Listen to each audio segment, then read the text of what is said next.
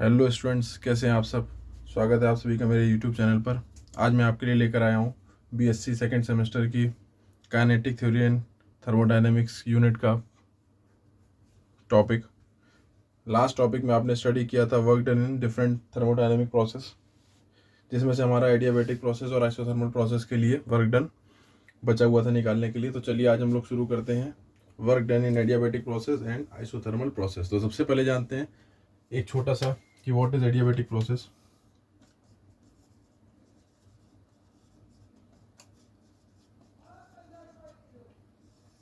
चलिए, क्या होता है एडियाबैटिक प्रोसेस।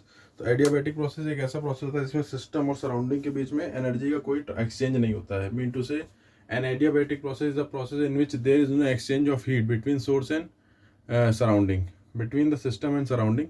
तो इस तरह के प्रोसेस को हम लोग कहते हैं एडियाबैटिक प्रोसेस। एडियाबैटिक प्रोसेस के लिए Q will be equal to zero, mean to say no exchange of energy. तो जब एनर्जी नहीं होगा तो by first law of thermodynamics, by first law of thermodynamics, Q is equal to increase in heat energy plus work done. Now Q is equal to 0, तो delta U plus W is equal to 0, delta U is equal to minus W, mean to say the increase in internal energy is equal to negative work done। तो इस तरह के process को हम लोग कहते हैं adiabatic process. And for adiabatic process अगर हम बात करें तो इक्वेशन रहती है, इक्वेशन फॉर एडियाबैटिक प्रोसेस ये आपकी रहती है P V to the power gamma is equal to constant. जैसे कि आइसोथर्मल प्रोसेस के लिए टेम्परेचर कांस्टेंट होगा तो वो होता है P V is equal to constant. ठीक उसी तरह एडियाबैटिक प्रोसेस के लिए P V to the power gamma is equal to constant, where gamma is the ratio of C P over C V. C P is the specific heat at constant pressure and C V is the specific heat at constant volume. अब ये adiabatic process होता है तो ये जो आपका equation है P V की power gamma is equal to constant, ये आपके ऑब्जेक्टिव के लिए इंपॉर्टेंट हो जाता है। इसकी अदर फॉर्मेट्स भी होती हैं जिसको हम लोग यहाँ पर समझेंगे, वो भी आपको ऑब्जेक्टिव के पर्पज से इंपॉर्टेंट हो सकती है। तो जैसा कि आप देख सकते हैं P V to the power gamma is equal to constant, this is an equation for adiabatic process. Now we know that for 1 mole of gas P V is equal to R T. Now this equation is given in terms of pressure and volume. अगर हम pressure और volume में नहीं, pressure और temperature के term में निकालें तो v is equal to R T over P. तो v इक्वल टू हो जाएगा आपका आर टी ओवर पी। तो इसकी वैल्यू इक्वेशन फर्स्ट में पुट करें by equation first, so that will be P R T upon P to the power gamma is equal to constant. अब यहाँ पे R is called gas constant, तो ये constant ही रहेगा। तो यहाँ पर हो जाएगा P to the power gamma, T to the power gamma upon P to the power gamma, and R की पावर गामा कांस्टेंट उस तरफ चला जाएगा तो that will be equal to constant. तो यहाँ पर हो जाएगा, माफ़ कीजिएगा, P टू दी पावर 1 होगा यहाँ पर। तो ये हो जाएगा P to the power 1 minus gamma T to the power gamma is equal to constant. This is the second form of adiabatic equation, P to the power 1 minus gamma T to the power gamma is equal to constant। अगर आपको adiabatic process में pressure और temperature के term में equation लिखने को कहा जाएगा तो आप लिखेंगे P to the power 1 minus gamma T to the power gamma। अब अगर इसमें से हमें, ये आपकी हो गई प्रेशर और वॉल्यूम के टर्म में, ये आगे प्रेशर और टेम्परेचर के टर्म में। Now we are gonna write in terms of temperature and volume. तो हमें टेम्परेचर और वॉल्यूम चाहिए तो P को एलिमिनेट करते हैं, तो P will be equal to R T over V by equation first, by equation first R T upon V and V to the power gamma is equal to constant. तो यहाँ देख सकते हैं आप R इज a constant, T to the power gamma divided by V to the power gamma, sorry, v to the power 1 and it is v to the power gamma is equal to constant। r भी constant है तो उस तरफ चला जाएगा तो ये हो जाएगा, ये माफ़ कीजिएगा, ये यहाँ पे इक्वेशन में कोई पावर 1 है तो r to the power 1 T to the power 1 v to the power 1, तो ये r उधर कांस्टेंट चला जाएगा तो T v to the power gamma, और ये ऊपर जाएगा तो -1 is equal to constant, that will be equal to T V to the power gamma -1 is equal to constant. ये हो गई तीसरी इक्वेशन।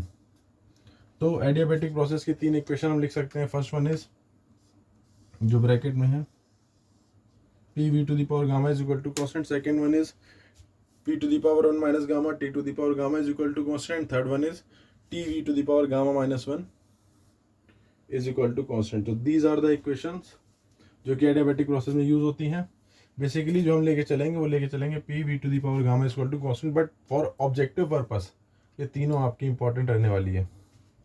चलिए तो हम सीखते हैं what is the work done अपने नेक्स्ट लेक्चर में, what is the work done in adiabatic process. इसको पूरा आप स्क्रीनशॉट ले सकते हैं या नोट कर सकते हैं अपने कॉपी में।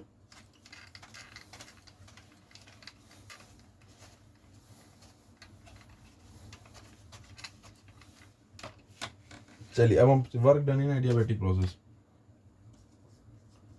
Work done in adiabatic process. चलिए समझते हैं क्या होता है work done in adiabatic process. तो इसका छोटा सा एक ग्राफ बनाते हैं यहाँ पर। This represents Y axis as a pressure and X axis as a volume. Suppose there is a process starting from point A having the volume V1 moving towards the point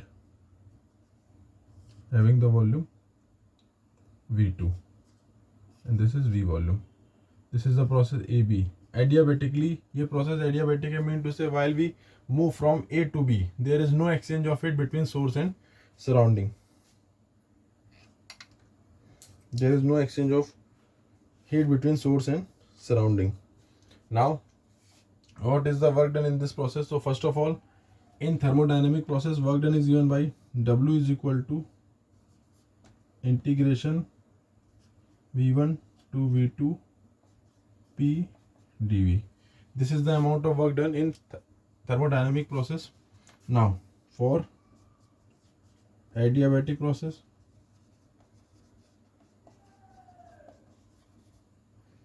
p v to the power gamma is equal to constant and we consider the constant as a k. So the value of p will be k over v to the power gamma. Putting this value in equation first, by equation first w will be equal to v1 to v2 k v to the power gamma dv. Now k is a constant, so work done will be k v1 to v2 v to the power minus gamma dv. Now integration of x की power n gives k v to the power minus gamma plus 1 divided by minus gamma plus 1 having the volume v1 to v2. ये constant है, ये बाहर आ जाएगा तो w will be equal to k upon 1 minus gamma. Now putting the limits, upper limit v to the power minus gamma plus 1 minus v1 to the power minus gamma plus 1. So this is the step. अब हमें इसके आगे क्या करना है देख लीजिए। अगर इसको अलग अलग पार्ट में डिवाइड करें तो that will be equal to w is equal to k upon 1 minus gamma v2 and v to the power minus gamma, that will be equal to v to the power gamma, here v1 and v1 to the power gamma. So this is w is equal to k upon v2 minus v1. Diagram को आप अपने पास note कर लीजिएगा, मैं यहाँ पे इसको rough कर देता हूँ। Now w is equal to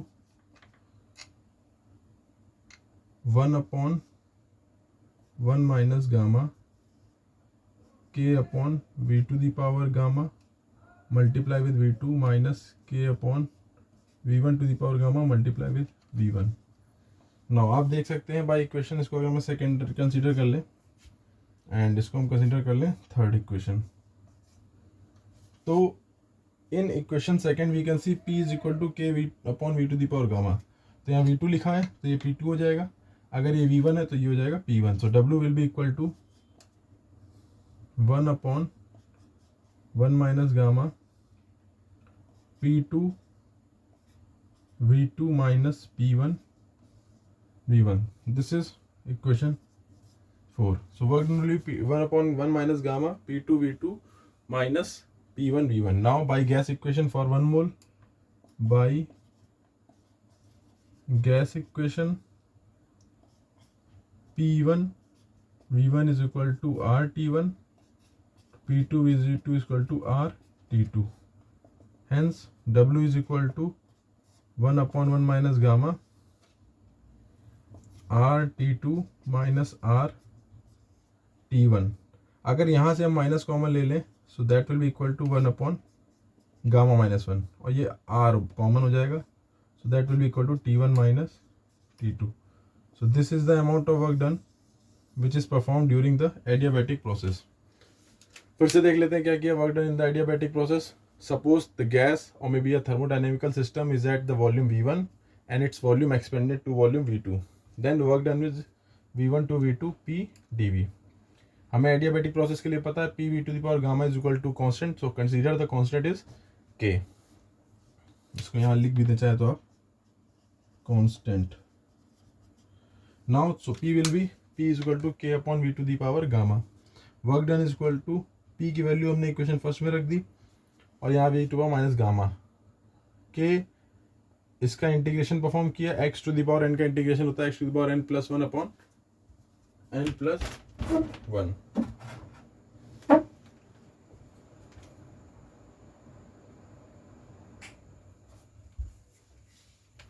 then हमने यहाँ पर इक्वेशन सेकेंड का यूज करके यहाँ पर k upon V to the power gamma v2 k upon v1 की पावर गामा v1. सो इसको हमने कन्वर्ट कर लिया p2 v2 minus p1 v1. Now by gas equation for 1 mole of gas p1 v1 is equal to RT1 and p2 v2 is equal to RT2. उसकी value put करने के बाद जब minus symbol common लिया तो equal formula will be R upon gamma minus 1. This is for 1 mole of gas. If mole of gas are 1 then W is equal to R upon gamma minus 1 T1 minus T2. It is for adiabatic process. तो इसमें आप इसका screenshot ले सकते हैं. कोई doubt हो तो आप मुझे कमेंट सेक्शन में बता सकते हैं. चलिए आगे अगला स्टेप शुरू करते हैं जिसमें हम लोग पढ़ेंगे फॉर आइसोथर्मल प्रोसेस. क्या होता है आइसोथर्मल प्रोसेस पहले वो समझेंगे फिर उसके बाद पढ़ेंगे work done in isothermal process. तो आप लोगों से रिक्वेस्ट है अगर आप लोग मेरे चैनल पर नए हैं तो मेरे चैनल को लाइक करें शेयर करें और ज़्यादा से ज़्यादा ग्रुपों में इसको शेयर कर दें जिससे कि जितने भी स्टूडेंट बीएससी परफॉर्म कर रहे हैं वो इन लेक्चर्स का फ़ायदा उठा सकें. और सब्सक्राइब जरूर करें और बेल आइकन को दबाएं जिससे कि टाइम टू टाइम नोटिफिकेशन आने पे आपको नोटिफिकेशन मिलता रहे. चलिए अब इसके बाद हमने work done in adiabatic process निकाल लिया. अब चालू करते हैं हम लोग about isothermal process. What is isothermal process? Isothermal process. First of all, we will understand what is the isothermal process and then we will move forward for work done in isothermal process. तो देखिए isothermal process एक ऐसा process होता है in which the temperature remain constant. There is no change in temperature. Temperature is constant throughout the process. Throughout the isothermal process, temperature remain constant or maybe change in temperature will be equal to 0. So by gas equation for 1 mole of gas PV is equal to RT. Since R is a gas constant तो T को भी यहाँ constant मान रहे हैं तो PV is equal to constant. तो ये हो जाती है आइसोथर्मल गैस इक्वेशन. ये भी आपके ऑब्जेक्टिव में आने के पूरे चांस है. और इस तरह से पूछ सकता है कि for isothermal process which option is correct. Option में आपको दे सकता है T कांस्टेंट और T is not equal to 0. जो भी वो 4 ऑप्शन देगा उसमें से सही ऑप्शन आपका होगा T is equal to constant और change in temperature is equal to 0. तो आपने देखा आइसोथर्मल प्रोसेस की गैस इक्वेशन. आप आइसोथर्मल प्रोसेस की इक्वेशन आ गई PV is equal to constant. अब हमको निकालना है कि आइसोथर्मल प्रोसेस के लिए वर्क डन कितना होता है. तो चलिए शुरू करते हैं work done for isothermal process. Work done in isothermal process. What is the work done in isothermal process समझते हैं. देखिए आइसोथर्मल प्रोसेस के लिए आप इक्वेशन पढ़ चुके हैं, P V is equal to constant. तो सपोज कर लेते हैं, फिर से वही ग्राफ बनाते हैं आपके लिए। Suppose a system is moving from stage 1 to stage 2, that is state A to state B. The volume at V is V1 and volume is V2. This is the volume graph, volume axis, and this is the pressure axis. Now when the system moves from state A to state B isothermally, it means temperature remain constant. Then work done is given by integration V1 to V2 P dV. As we all know, this is the expression for work done for any thermodynamic process. Now for isothermal process,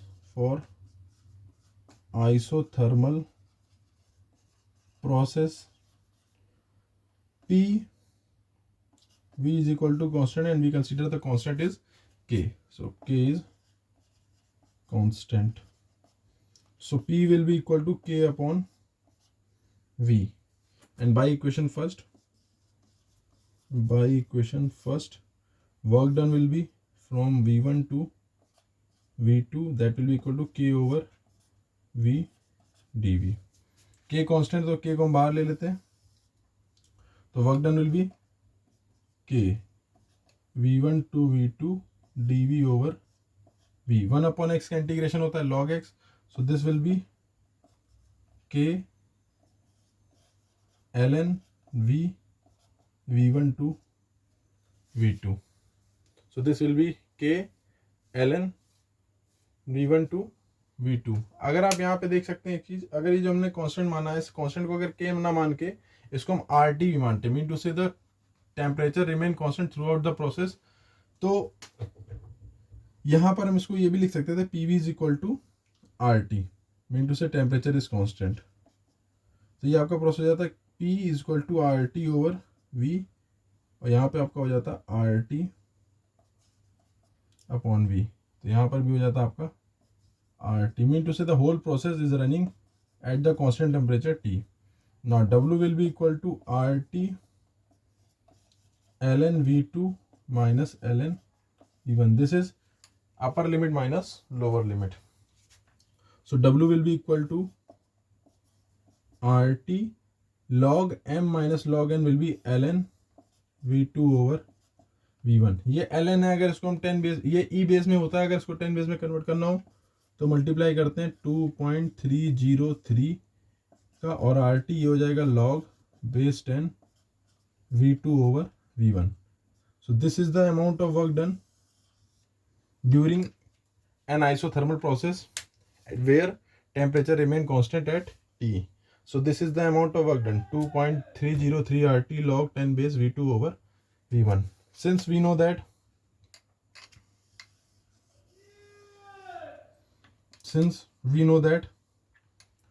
P1 V1 is equal to P2 V2 because temperature is constant. So V2 over V1 will be P1 over P2 will be equal to V2 over V1.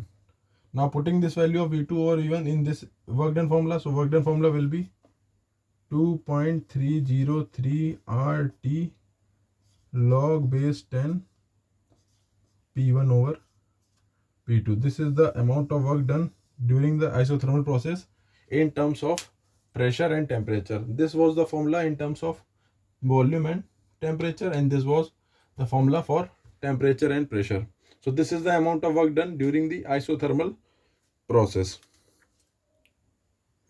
तो चलिए, आपने हमारे lecture में आज आइडियाबैटिक process पढ़ा, फिर उसके बारे में आइडियाबैटिक प्रोसेस में वर्क डन को स्टडी किया, उसके बाद आपने आइसोथर्मल प्रोसेस पढ़ा और आपने work done in isothermal process में स्टडी किया। ये फॉर्मूले जो इनके रहते हैं उनको भी बेसिकली याद रखिएगा, क्योंकि इन पे बेस्ड न्यूमेरिकल और डायरेक्ट फॉर्मूला भी आपसे ऑब्जेक्टिव में पूछा जा सकता है।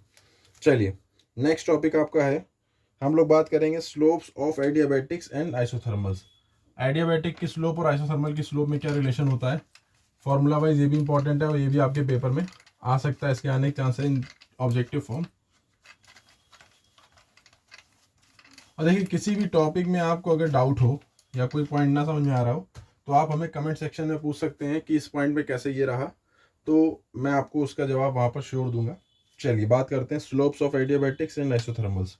नेक्स्ट हेडिंग हमारी slopes of adiabatics and isothermals. देखिए स्लोप्स का मतलब is basically inclination from X axis. Now हम लोग कैसे निकालेंगे slope for adiabatic and isothermal process. तो देखिए first we will talk about isothermal process. Isothermal process. Then for isothermal process, as we all know that temperature remain constant, so PV is equal to constant. Now differentiate with respect to T. Differentiate with respect to T, that will be, sorry, not differentiate. हम इसको क्या differentiate करते हैं now? Differentiate equation 1. So that will be first differentiation of second plus second differentiation of first, and differentiation of constant is always 0. So that will be equal to P dV is equal to minus का V dP। जो slope होगी आपकी, इसको हम यहाँ divide कर दे तो minus P upon V will be equal to dP over dV।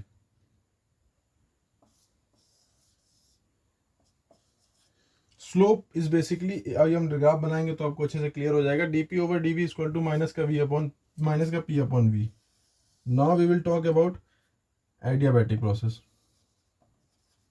Adiabatic process. So as we all know, for adiabatic process, PV to the power gamma is equal to constant. Now differentiate equation third. So we get first differentiation of V to the power gamma. ये हो जाएगा gamma V to the power gamma minus 1 dV plus V to the power gamma differentiation of P, that will be equal to dP, and differentiation of constant is always 0. तो differentiation of constant हमेशा क्या रहता है 0। अब यहाँ से भी हमको dP ओवर dV की वैल्यू निकालनी है, तो इस टर्म को वहाँ लेके जाते हैं, तो P gamma V to the power gamma minus 1 dV is equal to minus का V to the power gamma dP, not dividing V to the power gamma here and dP there. So gamma P, इसको हम V to the power gamma V to the power minus 1 and dividing by V to the power gamma, negative sign यहाँ ले लेते हैं, that will be equal to dP over dV। देखिए V to the power gamma से V to the power gamma cancel हो जाएगा, V inverse नीचे divide हो जाएगा, तो फॉर्मूला बन जाएगा minus gamma P upon V is equal to dP over dV। तो देखिए ये जो आपकी बनी है slope, this is for isothermal process, and ये जो स्लोप आपकी बनी है इक्वेशन फोर्थ में, this is the slope for adiabatic process dP over dV। अब अगर मैं इसको आपको ग्राफ के हेल्प से दिखाऊं तो देखिए इस तरह से हो सकता है, this is volume and this is pressure. Slope is basically, आप लोगों ने इंटर में पढ़ा होगा dy ओवर dx, तो x एक्सिस में वॉल्यूम को डिनोट करेगा और y एक्सिस आपकी प्रेशर को डिनोट करेगी।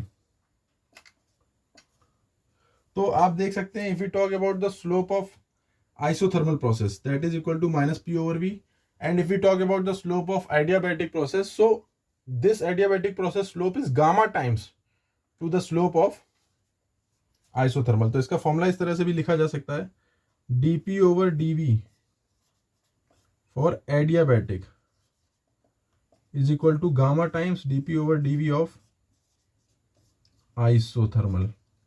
देख सकते हैं minus P upon V is equal to dV which is for dP over dV which is for isothermal process।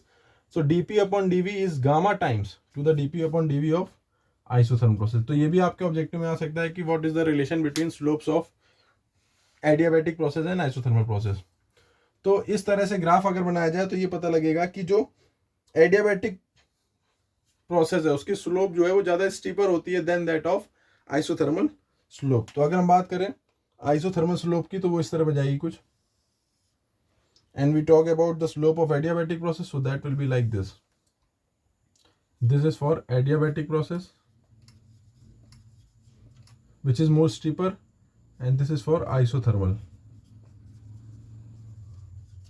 तो इस तरह का जो ग्राफ है and they have a intersection point which is termed as A.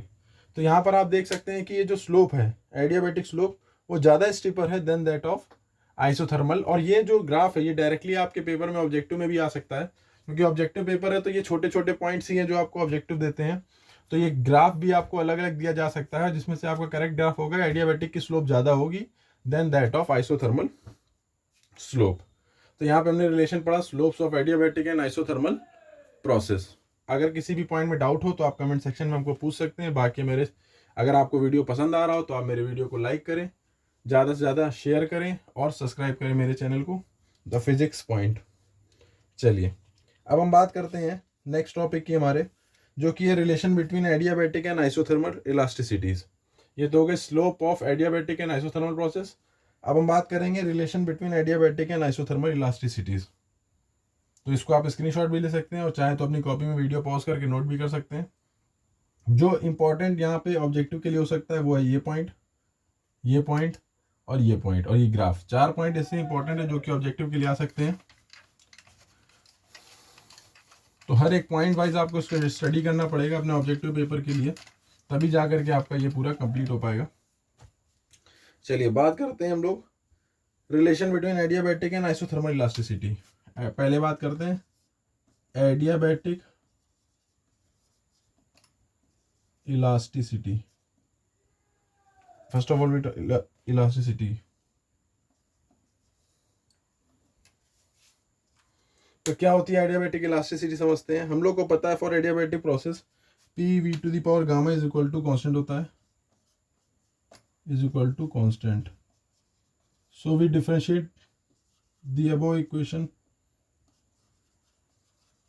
The equation इसको अगर 1 मान लें हम, equation 1। So first gamma V to the power gamma minus 1 dv plus dp and V to the power gamma, और constant का differentiation 0 ना। हमें यहाँ पे स्लोप निकालनी पड़ेगी, that will be equal to, sorry माफ कीजिएगा, यहाँ पे हम पहले सॉल्व करते हैं इसको फर्दर और देखते हैं क्या निकल सकता है। देखिए इलास्टिसिटी कांस्टेंट की बात करी जाए तो आप लोगों ने इलास्टिसिटी वाले चैप्टर में बल्क मॉडुलस ऑफ इलास्टिसिटी पढ़ा होगा, और बल्क मॉडुलस ऑफ इलास्टिसिटी का फॉर्मूला होता है E is equal to minus delta P upon delta V multiply with E। This is the basically formula of elasticity, bulk modulus of elasticity. तो यहाँ पे देख सकते हैं आप change in pressure upon change in volume. तो मुझे क्या फाइंड आउट करना है, change in pressure upon change in volume in order to calculate the elasticity constant. तो देखिए यहाँ पर हम जो है इसको सॉल्व करते हैं, इसको लिख सकते हैं P gamma V to the power gamma V to the power minus 1 dv is equal to minus V to the power gamma dp। V to the power gamma से वी टू द पावर क्या cancel हो जाएगा, gamma p over v, और ये minus अगर यहाँ ले लेंगे that will be equal to dp over dv। हमें क्या चाहिए था, dp over dv multiplied with v, तो इस v को वहाँ भेज देंगे तो ये हो जाएगा minus gamma p is equal to dp over dv multiply with e। So this is elasticity constant for adiabatic. तो एडियाबैटिक के लिए हम लिख देंगे E adiabatic. Now E adiabatic will be minus gamma P। Direct भी आपके, sorry माफ कीजिएगा, माइनस ये सिंपल हट जाएगा क्योंकि यहाँ पर इसका माइनस पूरा यूज होता है। तो ये this will be equal to gamma P is equal to minus dp over dv। So elastic adiabatic elastic constant will be gamma into P। ये भी आपके ऑब्जेक्टिव में आ सकता है। ये सारे पॉइंट जो छोटे छोटे पॉइंट होते हैं ये आपके ऑब्जेक्टिव के पर्पज से बहुत ज़्यादा इंपॉर्टेंट होते हैं। चलिए इसके बाद हम बात करते हैं, इसको हम साइड में लिख लेते हैं कहीं, कि E adiabatic is equal to gamma P। Adiabatic process के लिए इलास्टिसिटी कांस्टेंट हो जाएगा आपका gamma into P। Now we are moving forward for isothermal. तो आइसोथर्मल के लिए क्या हो जाएगा देख लेते हैं simply. Isothermal elasticity, isothermal process के लिए बात करें, so we all know PV is equal to constant. Now PV is equal to constant, differentiate the above equation, the equation तो क्या हो जाएगा, first differentiation of second plus second differentiation of first is equal to 0। Now P D V is equal to minus का D P multiply with V, divide कर देंगे तो ये हो जाएगा P is equal to minus D P over D V multiply with V. तो देखिए elasticity constant का जो फॉर्मूला था वही यहाँ पर आ गया, तो इसको हम लिख सकते हैं ई आइसोथर्मल।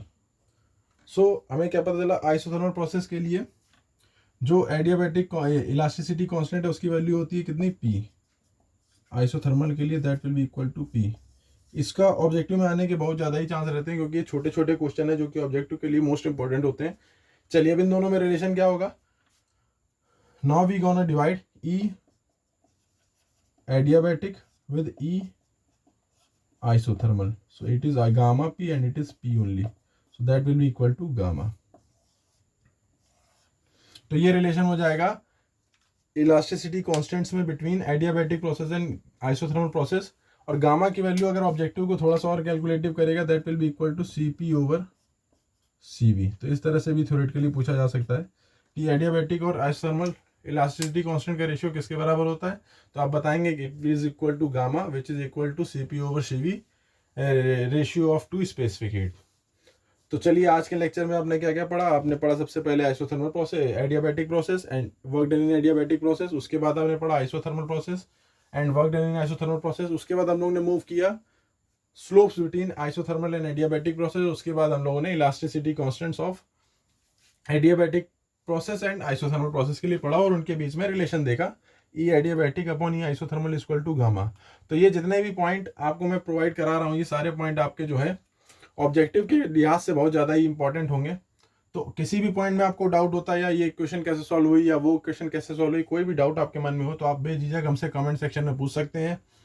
बाकी आपसे ये उम्मीद करूंगा कि आप इस चैनल को ज़्यादा से ज़्यादा अपने ग्रुपों में शेयर करेंगे, अपने दोस्तों के साथ इसको ज़्यादा से ज़्यादा शेयर करिए, जिससे कि वो फ्री ऑफ कास्ट बीएससी के लेक्चर्स को अटेंड कर सकें। चलिए अब इसके बाद हम आपसे नेक्स्ट लेक्चर में मिलेंगे, तब तक के लिए जय हिंद।